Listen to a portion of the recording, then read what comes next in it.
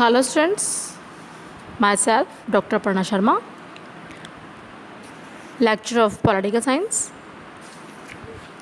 Students, आज हम BA second year प्रमुख राज्य व्यवस्थाएं में ब्रिटेन के संविधान में विधि का शासन और न्याय व्यवस्था, इस चैप्टर में विधि का शासन और न्याय व्यवस्था का अध्ययन करेंगे।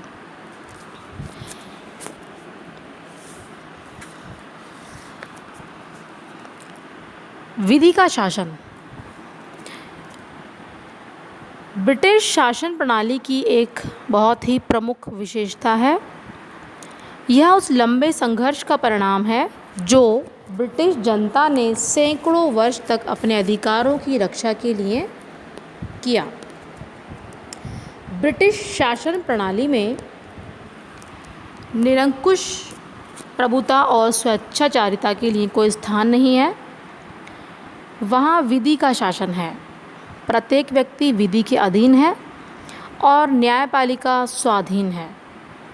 इंग्लैंड में नागरिकों के अधिकारों की रक्षा विधि के शासन के द्वारा ही होती है। ब्रिटिश नागरिक उसे अपनी व्यक्तिगत स्वतंत्रताओं का एक रक्षा कवच मानते हैं। ब्रिटेन अपनी स्वस्थ कानून व्यवस्था और उत्तम न्याय प्रणाली के लिए प्रसिद्ध माना जाता है। जिस प्रकार एक लंबे समय में राजतंत्र का लोकतंत्रीकरण हुआ है और वहाँ के लोकतंत्रीय संविधान का विकास हुआ है, ठीक उसी प्रकार वहाँ की कानूनी व्यवस्था व न्याय की प्रणाली का विकास हुआ है। इस विकास का प्रभाव वहाँ की कानून व न्याय व्यवस्था पर दो रूपों में दिखाई देता है। वो दो रूप क्या हैं? पहला यह है कि विकास के प्रभाव का यह रूप कानून के कलेवर का अधिकांश भाग निर्मित रूप के रूप में न होकर उस विकसित कानून के रूप में है जिसे सामान्य कानून कहते हैं। और दूसरा प्रभाव यह है कि उस व्यवस्था पर यह हुआ है कि उसमें लोकतंत्र की इकाई व्यक्ति के अधिकारों व उसकी स्वतंत्रताओं की रक्षा को सर्वोपरि माना गया है। अर्थात विधि का शासन से क्या तात्पर्य है? ऐसा शासन, ऐसी व्यवस्था जहाँ पे कानून सर्वोपरि है। चाहे कोई व्यक्ति किसी भी पद पे हो, किसी भी प्रतिष्ठा पे हो, परंतु वो व्यक्ति या पद सर्वोच्च ना होकर सर्वोच्च विधि होगी। ठीक है। अब आता है विधि का शासन। ब्रिटेन में शासन कानून का शासन है और कानून के शासन की जो कुछ विशेषताएं हैं वो इस प्रकार हैं। जैसे कि कानून की सर्वोपरिता। डाइसी को डाइसी ने अपनी पुस्तक लॉ ऑफ कॉन्स्टिट्यूशन में विधि के शासन को बहुत विशद रूप से स्पष्ट किया है। डाइसी ने विधि के शासन का उल्लेख करते हुए लिखा है कि विधि के शासन से केवल यह तात्पर्य नहीं है कि कोई भी व्यक्ति विधि से ऊपर नहीं है, परंतु यह भी है कि प्रत्येक व्यक्ति, चाहे उसका पद या उसकी अवस्था कुछ भी हो, राज्य की साधारण विधि के अधीन ही होगा, जैसा कि मैंने भी आपको बताया। कानून की सर्वोपरिता। डाइसी की विवेचना के अनुसार कानून के शासन का पहला अर्थ यह है कि ब्रिटेन में सर्वोपरिता कानून की है। अर्थात सर्वोपरि कौन है? कानून है। किसी व्यक्ति अथवा प्रशासनिक अधिकारी की नहीं। मतलब कोई पद है या प्रतिष्ठा है या कोई व्यक्ति किसी पद पर है तो उसका इम्पोर्टेंस नहीं है। इम्पोर्टेंस किसकी है? कानून की। प्रशासन के सभी कार्यों के लिए आवश्यक है कि उनके किए जाने के लिए कानून के द्वारा अधिकार प्रदान किया गया हो। दूसरे शब्दों में, मनमाने ढंग से किसी भी व्यक्ति के जीवन, उसकी स्वतंत्रता या संपत्ति का अपहरण नहीं किया जा सकता तथा उसे प्रशासन की ओर से शारीरिक या आर्थिक किसी भी प्रकार का दंड तभी दिया जा सकता है जब किसी विशेष न्यायालय के द्वारा नहीं, बल्कि साधारण न्यायालय के द्वारा सामान्य न्यायिक विधि के अंतर्गत यह निर्णय कर लिया गया हो कि वह व्यक्ति किसी कानून के भंग करने का दोषी है। नेक्स्ट आता है व्यक्ति के अधिकारों की रक्षा। डायसी का मानना है कि इंग्लैंड में कानून का शासन है। इसका तात्पर्य यह है कि वहाँ संविधान के सामान्य सिद्धांत उन न्यायिक निर्णयों के परिणाम हैं जिनके द्वारा न्यायालयों के समक्ष प्रस्तुत मामलों में साधारण व्यक्तियों के अधिकारों का निरूपण किया गया है। वहाँ व्यक्तियों के अधिकार व उनकी स्वतंत्रता की सुरक्षा इसलिए नहीं है कि भारत की तरह संविधान में उनकी व्यवस्था करके की गई है, बल्कि इसलिए है कि न्यायिक निर्णय उनकी रक्षा सदा से करते आए हैं। कानून के शासन का महत्व इतना अधिक है कि संसदीय कानून का निर्माण भी उसी रक्षा के लिए किया जाता है। संसद की कानून बनाने की शक्ति को इसलिए सर्वोच्च समझा जाता है कि यह देश के उस सामान्य कानून को ध्यान में रखते हुए कानून बनाती है जो स्वयं कानून के शासन पर आधारित है। इसके बाद आता है विधि के समक्ष समानता। डायसी कहते हैं कि कानून के शासन का दूसरा तात्पर्य यह है कि प्रत्येक व्यक्ति, चाहे वह किसी भी स्थिति पद का हो, कानून के अनुसार कार्य करने के लिए तथा कानून के उल्लंघन करने पर उसका परिणाम भुगतने के लिए बाध्य है। तो स्टूडेंट्स, घूम फिर के पूरी वो एक ही बात आ रही है कि विधि का शासन या फिर न्यायिक सर्वोच्चता क्या है कि जो कानून है वो वहाँ पे सर्वोपरि है। कानून से ऊपर कोई नहीं है, सबसे ऊपर कानून है। ठीक है। अब आती है इसकी कुछ विशेषताएं। तो इसमें पहले आता है न्यायपालिका की स्वतंत्रता। ब्रिटिश न्यायपालिका अपने कार्य में स्वतंत्र है। उसकी स्वतंत्रता की रक्षा के लिए कई उपाय किए गए हैं। न्यायाधीशों की नियुक्ति सम्राट के द्वारा की जाती है। न्यायाधीशों का चयन योग्यता के आधार पर किया जाता है। इनकी नियुक्ति दलबंदी से परे होती है।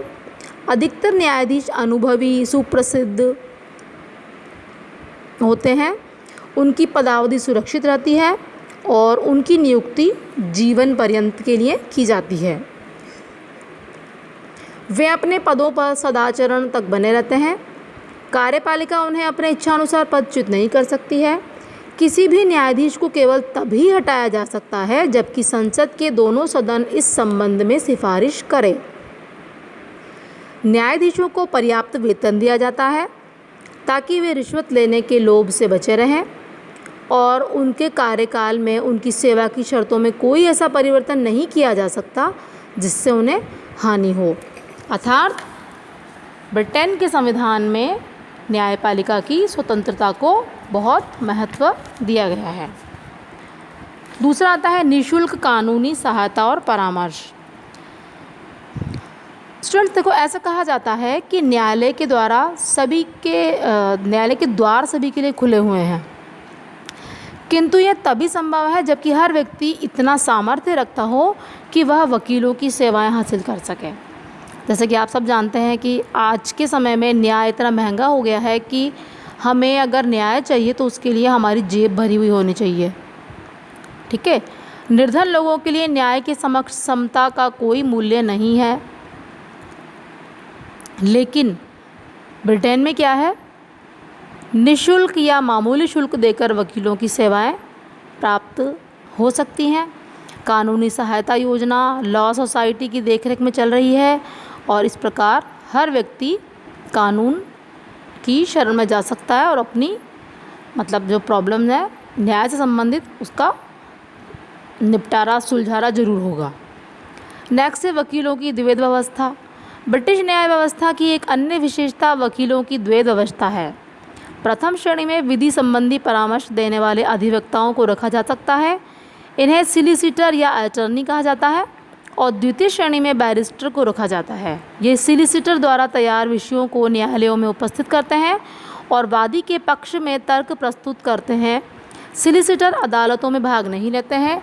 लॉर्ड हेल्साम के दोनों में प्रमुख अंतर इस प्रकार बतलाया गया है कि सिलिसिटर सारा दिन अपना मेज पर बैठकर काम करता है।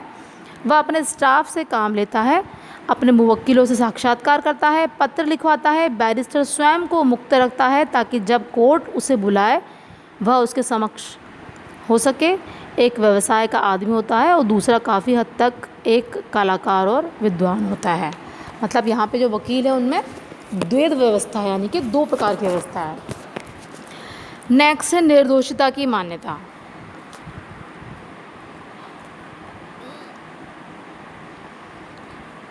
इसमें है, अंग्रेजी में एक कहावत है कि कानून की अनभिज्ञता माफ़ी का आधार नहीं बन सकती। अर्थात यदि कोई भी अभियुक्त अपने बचाव में यह दलील दे सकता है कि वह यह नहीं जानता था कि अमुक कार्य एक दंडनीय अपराध है, तो न्यायालय यह मानकर चलते हैं कि प्रत्येक व्यक्ति सभी कानूनों को न केवल जानता है बल्कि समझता भी है। तो मतलब आप यह कह के उसमें फ्री नहीं हो सकते हैं कि हमें इस बारे में कोई जानकारी नहीं थी, बल्कि ये समझता भी है। जब तक अभियुक्त पर लगाए गए आरोप सिद्ध न हो जाएं, तब तक उसे निर्दोष समझा जाता है। ब्रिटिश न्याय व्यवस्था का एक आधारभूत सिद्धांत यह है कि चाहे 10 अपराधियों को अपने किसी कुकृत्य का दंड न मिल पाए, पर एक भी निर्दोष व्यक्ति कभी दंडित ना हो। मतलब जो निर्दोष है उसको सज़ा नहीं मिलनी चाहिए, और जिसने गलती की है, जो दोषी है, उसको ज़रूर सज़ा मिलनी चाहिए। नेक्स्ट, संसद की सर्वोच्चता। इंग्लैंड में संसद सर्वोच्च है। इसका आशय यह है कि अमेरिका और भारत के समान ब्रिटेन में न्यायालयों को न्यायिक समीक्षा या पुनरीक्षा की शक्ति नहीं है। ब्रिटिश सर्वोच्च न्यायालय संसद द्वारा पारित किसी कानून को अवैध घोषित नहीं कर सकते हैं। नेक्स्ट आता है जूरी पद्धति। ब्रिटिश न्यायिक प्रणाली की एक अन्य प्रमुख विशेषता जूरी प्रथा है। जूरी प्रथा का अर्थ क्या है कि न्याय व्यवस्था में साधारण नागरिकों को शामिल करना है। जूरी के सदस्य अपने अनुभव और सामान्य ज्ञान के आधार पर यह निर्णय करते हैं कि कथित अपराधी दोषी है या निर्दोष है। इंग्लैंड में जूरियों का जो प्रयोग है वो फौजदारी और दीवानी दोनों प्रकार के मुकदमों में भी किया जाता है।